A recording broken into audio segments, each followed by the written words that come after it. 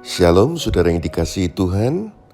Hari ini kita akan mengikuti program SPY, Selamat Pagi Yesus. Di dalam program Selamat Pagi Yesus, setiap hari kita akan bersama-sama memuji menyembah Tuhan. Mengapa kita harus setiap hari? Disiplin dan ketekunan perlu kita bangun setiap hari. Bukan hanya sehari, 2 hari, tetapi setiap pagi. Biasakan diri saudara untuk memulai segala sesuatu bersama Tuhan Yesus. Saya percaya ketika kita mengawali segalanya bersama Yesus, maka Tuhan sendiri yang akan meratakan jalan-jalan yang kita lalui. Setiap kesulitan, persoalan, pasti ada masa kadaluarsanya dan ada jalan keluarnya. Karena itu, teruslah bertekun dalam membangun hubungan yang karib dengan Tuhan. Di dalam SPY, Selamat Pagi Yesus, setiap hari kita akan bersama menyembah Tuhan, membaca dan mendengar firman Tuhan. Dan jika saudara mendapatkan rema dari bacaan firman Tuhan, saudara dapat membagikannya di dalam komentar. Biarlah apa yang saudara pahami pada hari itu dapat juga memberkati orang lain yang membaca komentar saudara. Mari bersama kita awali dengan doa. Terima kasih Tuhan, sepanjang malam kami sudah boleh beristirahat. Dan pagi hari ini kami akan memulai dengan program Selamat Pagi Yesus. Kami percaya Tuhan mengasihi kami. Tuhan menyertai kami. Dalam Yesus Kristus Tuhan. Amin. Kaulah Tuhan penyembuhku, Kau sembuhkan sakitku. Kau berfirman dan sembuhkanku. Kau Tuhan penyembuhku. Kaulah Tuhan penyembuhku, Kau sembuhkan sakitku. Amin. Kau berfirman dan sembuhkanku. Kau Tuhan penyembuhku. Kau berfirman dan sembuhkanku. Kau Tuhan penyembuhku. Kau berfirman dan sembuhkanku. Kau Tuhan penyembuhku.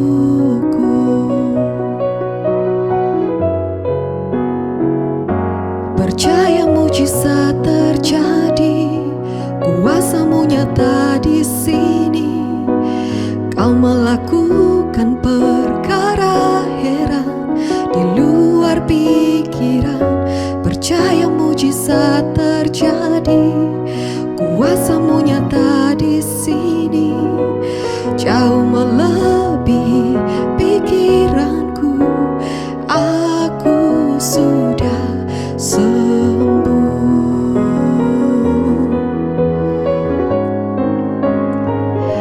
Percaya mujizat terjadi, kuasa-Mu nyata di sini.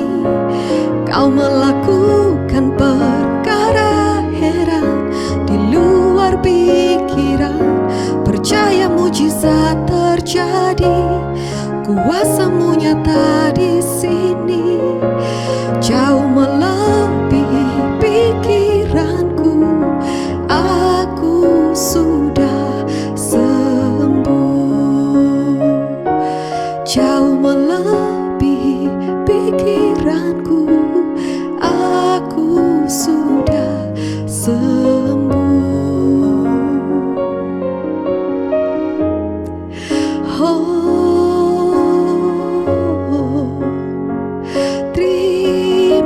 kasih Tuhan, kami percaya kuasa-Mu nyata.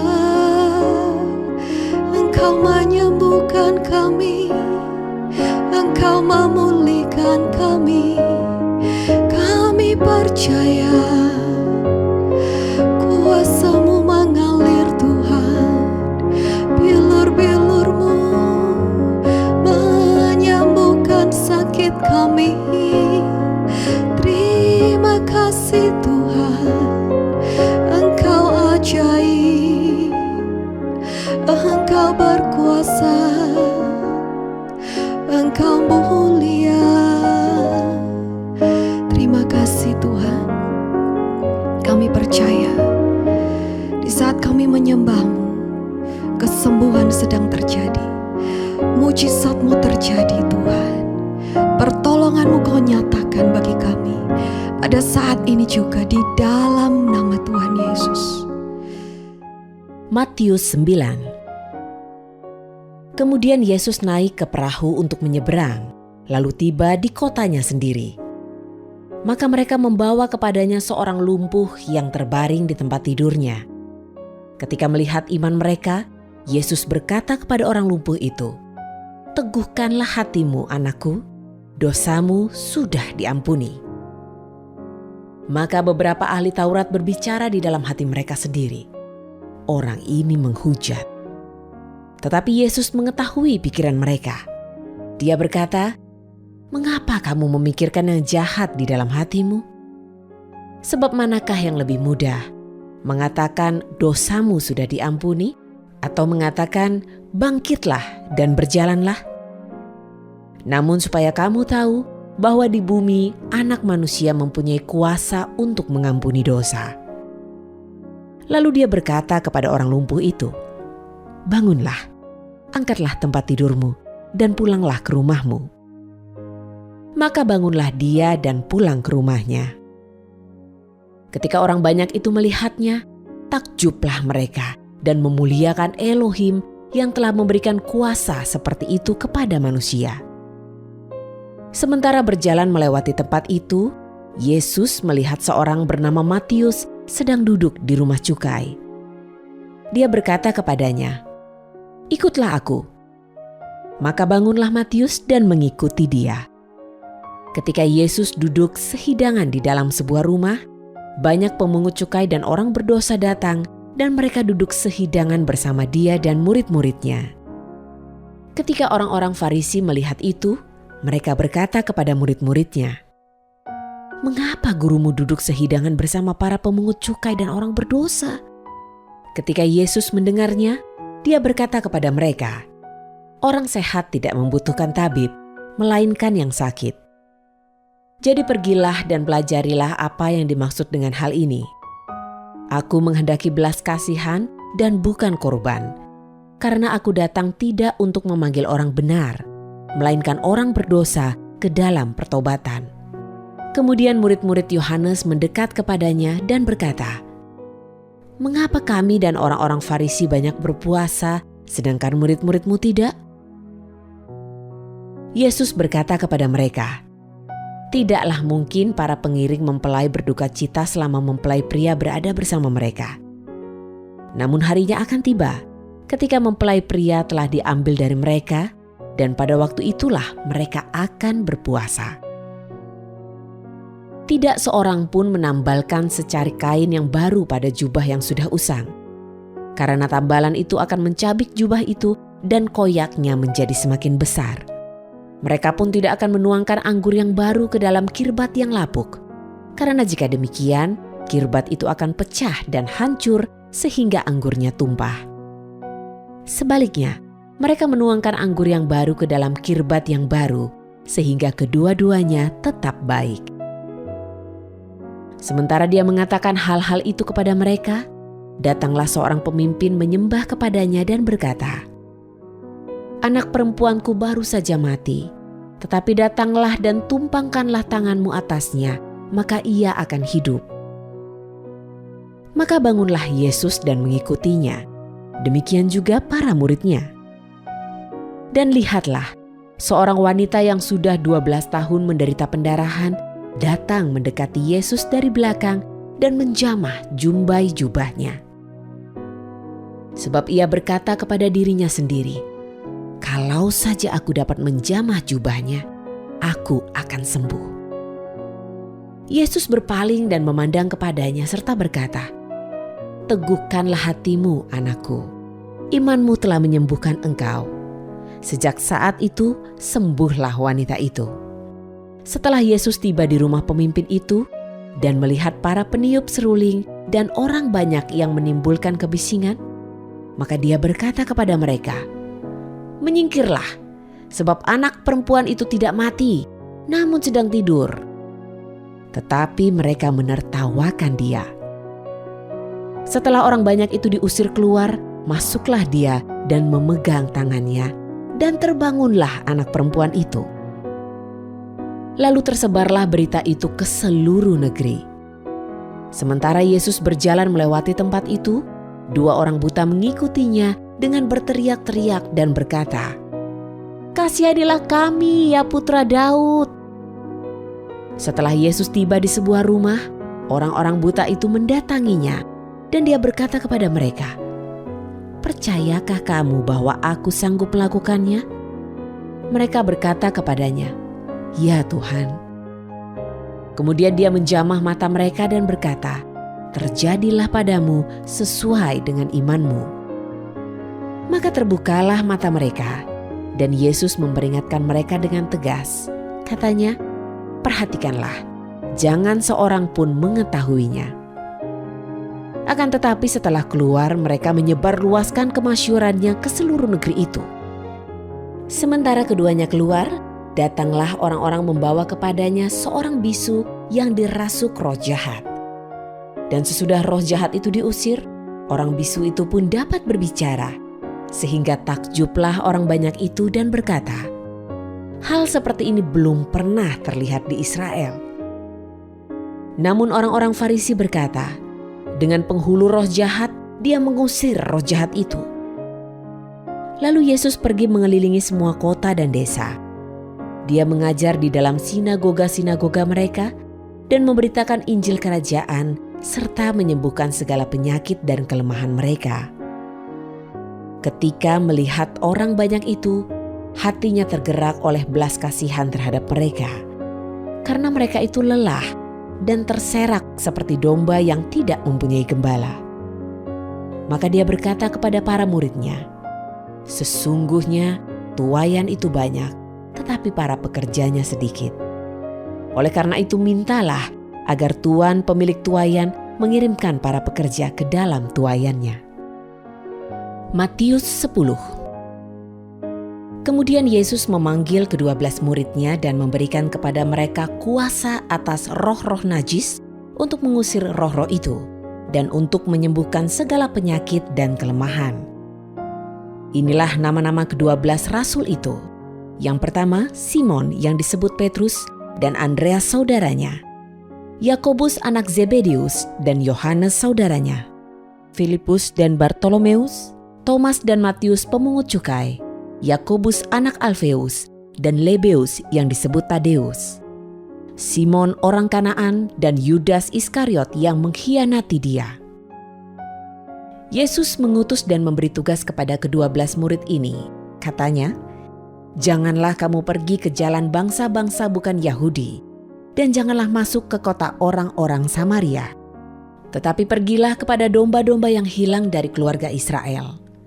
Ketika kamu pergi, beritakanlah, kerajaan surga sudah dekat.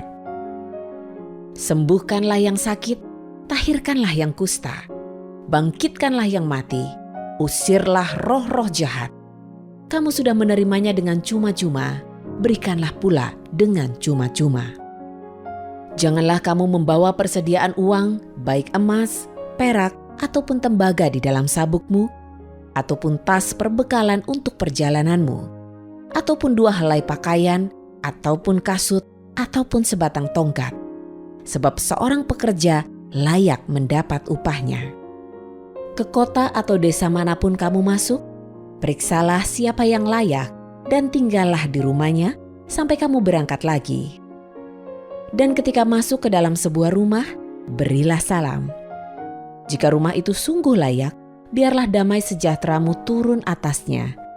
Sebaliknya, jika tidak layak, biarlah damai sejahteramu kembali kepadamu. Siapa saja yang tidak menerima kamu ataupun tidak mendengarkan perkataanmu, ketika kamu keluar dari rumah atau dari kota itu, kebaskanlah debu dari kakimu. Sesungguhnya aku berkata kepadamu, pada hari penghakiman, negeri Sodom dan Gomora akan lebih baik keadaannya daripada kota itu. Lihatlah, aku mengutus kamu seperti domba di tengah-tengah serigala. Karena itu jadilah cerdik seperti ular dan tulus seperti merpati. Namun berhati-hatilah terhadap orang-orang itu, sebab mereka akan menyerahkan kamu kepada Sanhedrin dan mereka akan mencambuk kamu di dalam sinagoga-sinagoganya. Dan kamu akan digiring ke hadapan para gubernur dan juga raja-raja oleh karena aku sebagai kesaksian terhadap mereka dan terhadap bangsa-bangsa. Namun kapanpun mereka menyerahkan kamu, janganlah merasa khawatir mengenai apa atau bagaimana yang harus kamu katakan. Karena apa yang harus kamu katakan itu akan diberikan kepadamu pada saat itu juga. Sebab bukan kamu yang berkata-kata, melainkan Roh Bapamu yang berkata-kata di dalam kamu. Seorang saudara akan menyerahkan saudaranya untuk dibunuh, dan ayah akan menyerahkan anaknya, dan anak-anak akan bangkit melawan para orang tua dan akan membunuh mereka. Dan kamu akan dibenci oleh semua orang karena namaku, tetapi siapa bertahan sampai akhir akan diselamatkan. Bila mana mereka menganiaya kamu di dalam kota ini, larilah ke kota yang lain. Karena sesungguhnya aku berkata kepadamu, kamu sekali-kali tidak akan selesai melawat kota-kota Israel hingga Anak Manusia datang. Seorang murid tidaklah melebihi gurunya ataupun seorang hamba melebihi tuannya. Cukuplah bagi seorang murid bahwa ia menjadi seperti gurunya dan seorang hamba seperti tuannya.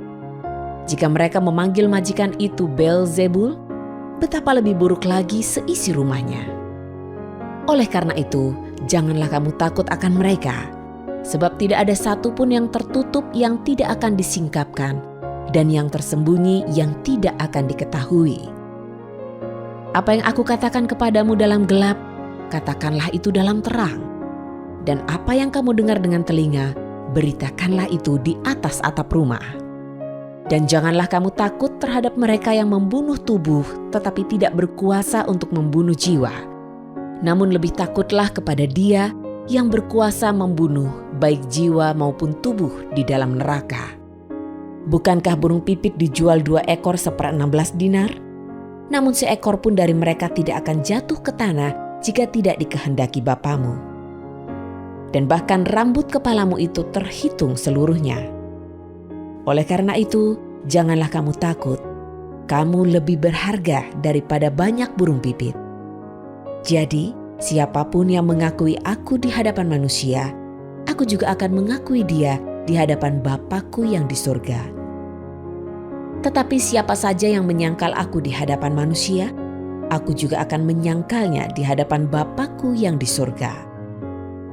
Janganlah kamu mengira bahwa aku datang untuk menebarkan damai di atas bumi. Aku tidak datang untuk menebarkan damai, tetapi pedang.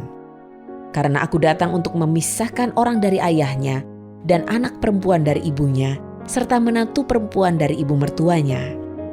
Dan musuh seseorang adalah seisi rumahnya. Siapa yang mengasihi ayahnya atau ibunya lebih daripadaku, tidaklah layak bagiku. Dan siapa yang mengasihi anaknya baik laki-laki atau perempuan lebih daripadaku, tidaklah layak bagiku.